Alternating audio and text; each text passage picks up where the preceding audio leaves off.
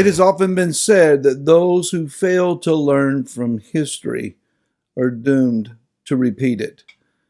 Hi, this is Barry Phillips with 10-Minute Torah, day number 1 of Torah portion Shemot, taken from the book of Shemot, or Exodus. Chapter number 1 is where we're going to begin today. And there are some interesting thoughts that I want to share with you. It says here that Joseph died and all of his brothers and all that generation in verse number 6. Verse 7 says, "And the children of Israel bore fruit and increased very much, multiplied and became very strong, and the land was filled with them." Sounds like good news. However, verse number 8 says, "Then a new sovereign arose over Mitzrayim who did not know Joseph." Historians would tell us that there was a dynasty changeover at about this point, where the previous dynasty was replaced by an invading dynasty that rose up. And they had no historical relationship to Israel living in their midst. Now, as Israel is now living in Mitzrayim multi-generationally, they have become prosperous, they have flourished, they are living in the land of Goshen. It's a good place to be, it's a rich land.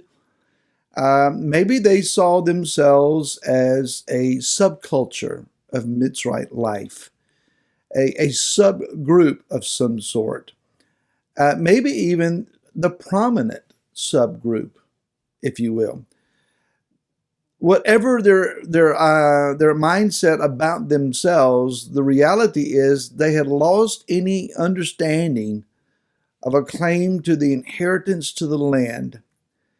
The idea of the Bekira being upon all of them, that is, that they were the lineage of the Messiah, the promised one from Bereshit, or Genesis chapter 3, verse 15. Neither did they have the concept of we claim the claim of the covenant to the land, the Haaretz, the land of Israel. Now think about this. Their patriarchs, their grandfathers, their great generations before them had earnestly sought to be the procurers of this particular land. They wanted to possess the land.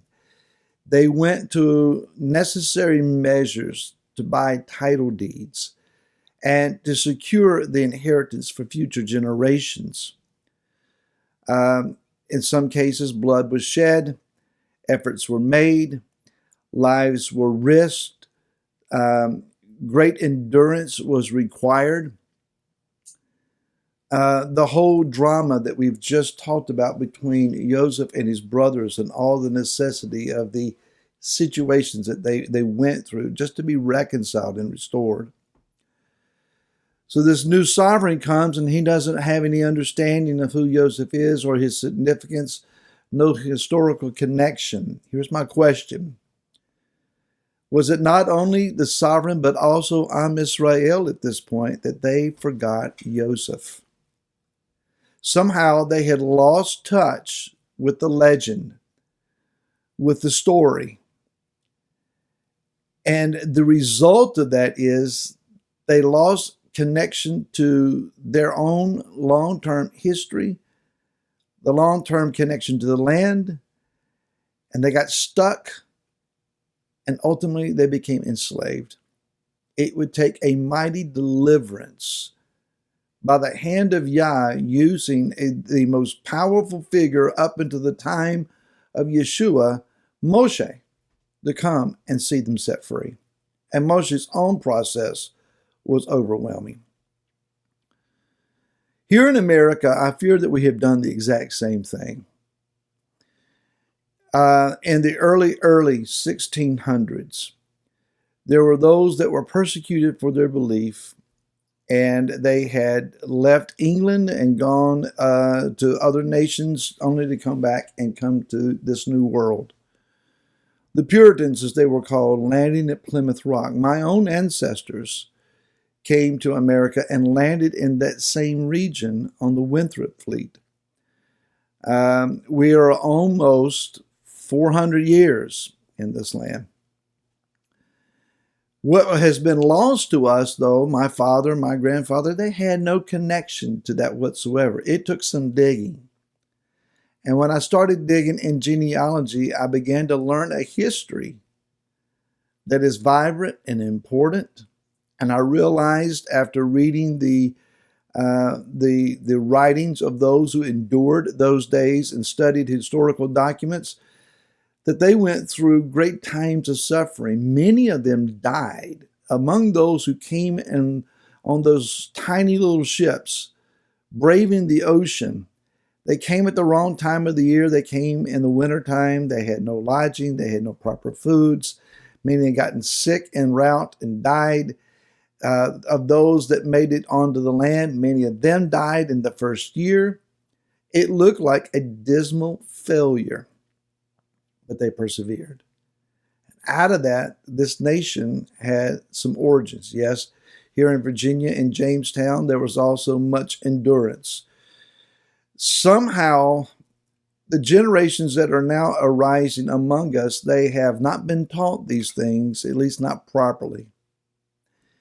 They don't quite understand the need of a revolution against England.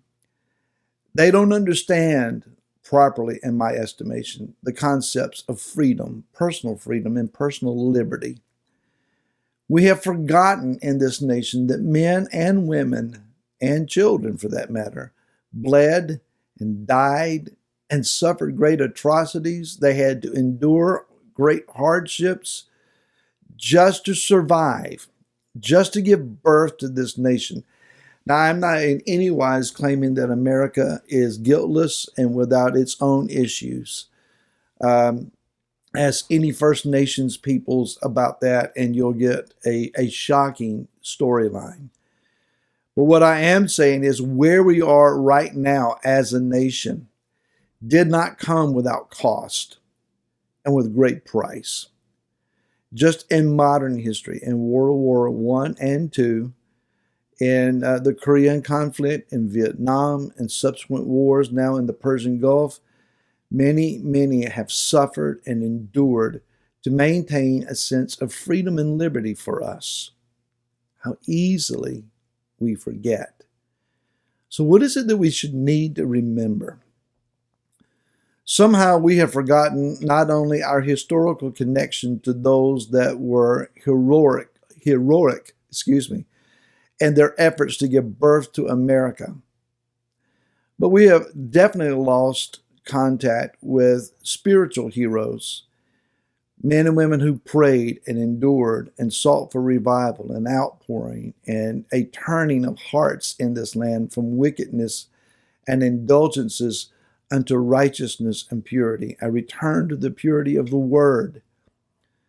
We have forgotten our Hebraic connection. Many of us are just beginning to ask the questions, why is this important to me? Why is this nagging at me? Why is it that I'm being drawn to the feast of Yah? Why is it that I'm intrigued about what day Shabbat is? Why is it that I'm being intrigued about this word Torah? What does it actually mean? Why am I being drawn here? It's an act of the Ruach HaKodesh, the Holy Spirit. For those of us that have been on this path for a long time, it's easy for us to gloss over the trials and the endurances that we've already gone through and to treat as old hat and as just the average routine of things, Shabbat and Torah study. How well we need to remember. In the book of Malachi, there is an important verse that we need to look at in chapter number 4. It says in verse 4, remember the Torah of Moshe, my servant, which I commanded him in Horeb for all Israel, laws and right rulings. And following that, Yah says, I'm sending you Eliyahu, the prophet, before the coming of the great and the awesome day of Yahweh, and he shall turn the hearts of the father to the children, hearts of the children to their fathers. Yah's wanting to restore us to our history, and not just to recent or written history, but to dig deep and let the Ruach HaKodesh, the Holy Spirit, awaken in us the same heart and passions that our forefathers had. It's time to prepare to remember. We'll talk more about this week. Talk to you tomorrow. Shalom.